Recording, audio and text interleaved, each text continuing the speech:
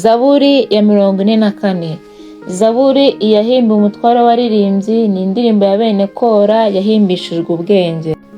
Mana, twariyumviye n'amatwi yacu, ba sogokuruza batubwiye imirimo wakoze mu gihe cyabo, mu gihe cya kera. Wimuje amahanga ukuboko kwawe, ushingamo abo.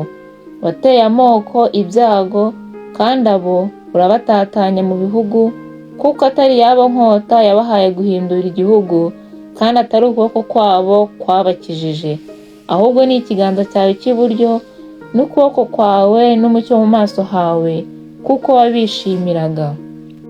Mana, ni wowe mwami wanjye, tegekera abayakobo agakiza, ni wowe uzaduha gutsinda ababisha bacu.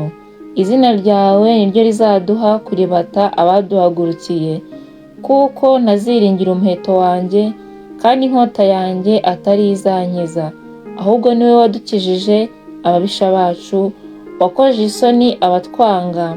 Imana niyo twirata umunsi ukira, kandi tuzashima izina ryawe iteka ryose.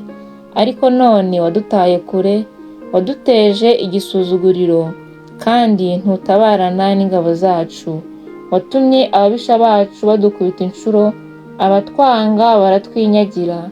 Wadutanze nk'intama zirobanuriwe kubagwa, wadutatanirije mu mahanga, utangira ubusa abantu bawe, kandi igiciro cyabo ntucyongeresha ubutunzi bwawe.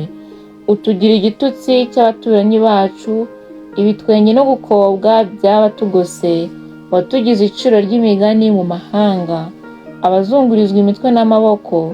Igisuzuguriro cyanjye kiri imbere yanjye umunsi ukira, isoni zo mu maso hanjye zirantwikiriye, kubw'ijwi ry'utongana agatukana, kubw'umwanzi n'uhora inzigo. Ibyo byose byadusohoyeho, ariko ntitwakwibagiwe, kandi ntitwavuye mu isezerano ryawe. Umutima wacu ntiwasubiye inyuma, intambwe zacu ntiziyobagije ngo zive mu nzira yawe. Bitume utuvunagurira ahantu h'ingunzu, udutwikiriza igicucu cy'urupfu.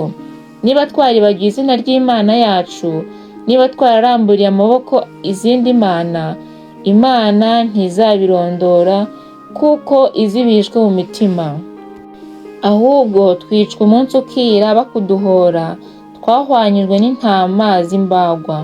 Mwami, ivurugute, ni iki kigushinjirije?